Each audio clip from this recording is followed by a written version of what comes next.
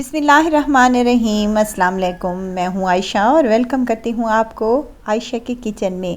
आज मैं बनाने जा रही हूँ अंडों का हलवा या अंडों की मिठाई या फिर इसको मैसू भी कह सकते हैं। बहुत ही मज़े का लगता है और फटाफट से ये बन जाता है। अगर आप टिप एंड ट्रिक्स फॉलो करेंगे और पूरी मेजरमेंट से बनाएंगे तो आपका मैसू भी बहुत ही मज़े का बनेगा इंशाअल्लाह ताला। रेसिपी बहुत ही मज़ेदार और आसान सी होने वाली है, तो रेसिपी को तो आपने एंड तक ज़रूर देखना है। अच्छी लगे तो लाइक कर दीजिए और आयशा की किचन को सब्सक्राइब भी कर दें। चलें फिर मज़ेदार सी रेसिपी को बनाना स्टार्ट कर लेते हैं।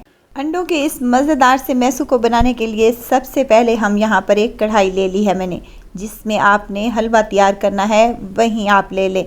6 अदद मेरे पास अंडे हैं। 1 कप यहाँ पर मैं शामिल करने लगी हूँ चीनी का और 1 ही कप इसमें जाएगा मिल्क पाउडर का।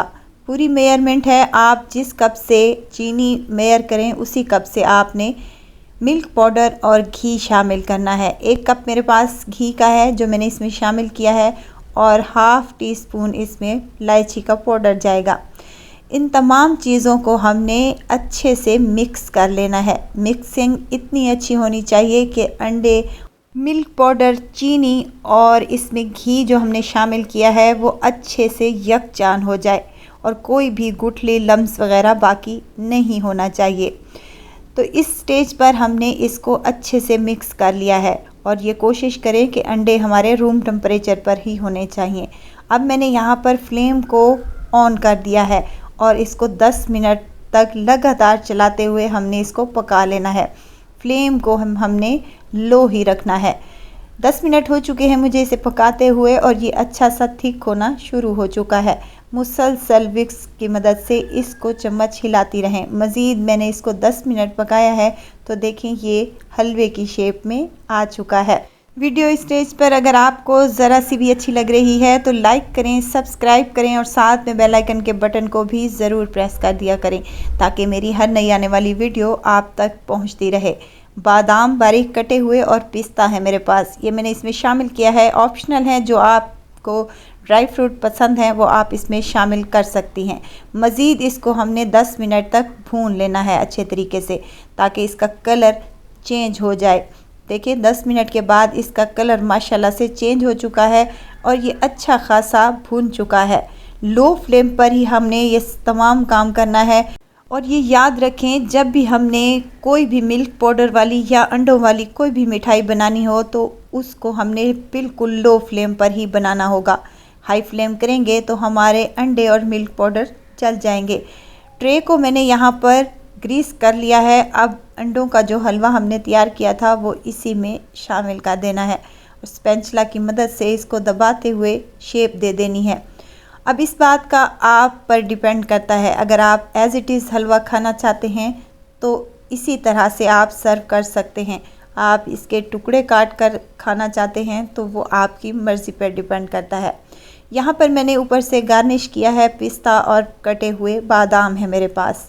इसको मैंने तकरीबन 10 से 15 मिनट तक फ्रिज में रख दिया है। उसके बाद ये अच्छे से सेट हो चुका है तो हम इसकी कटिंग कर लेते हैं।